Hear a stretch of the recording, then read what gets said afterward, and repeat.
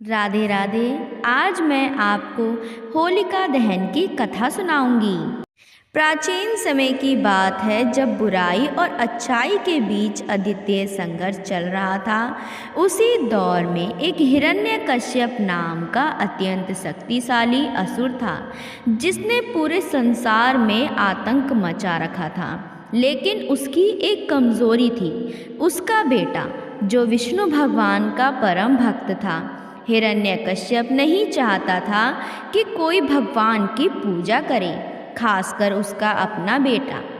हिरण्यकश्यप ने अपने पुत्र प्रहलाद को कई बार समझाने की कोशिश की, लेकिन प्रहलाद अपने धर्म और विश्वास पर अटल था। यह देखकर हिरण्यकश्यप का क्रोध और भी बढ़ गया।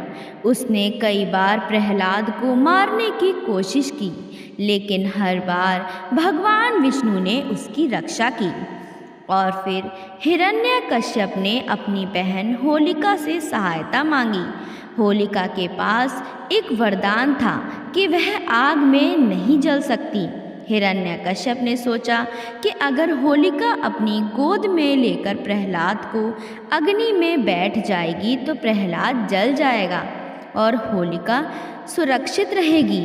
होलिका ने प्रहलाद को अपनी गोद में लिया और जलती हुई अग्नि में बैठ गई। लेकिन होलिका यह भूल गई थी कि उसका वरदान सिर्फ तभी काम करेगा जब वह अकेली आग में हो। फिर क्या, होलिका का अहंकार और बुराई उसकी शक्ति पर भारी पड़ गया। आग ने प्रहलाद को नुकसान नहीं पहुंचाया, लेकिन होलिका जलकर भस्म हो गई। यह घटना एक महत्वपूर्ण संदेश देती है कि बुराई चाहे कितनी भी शक्तिशाली क्यों न हो, सत्य और भक्ति के सामने वह टिक नहीं सकती। होलिका का पर्व आज भी होली के रूप में मनाया जाता है, जहां हम बुराई का अंत और अच्छाई के विजय का जश्न मनाते हैं। तो मेरे प्यारे दोस्तों, यही है होलिका दहन की कथा।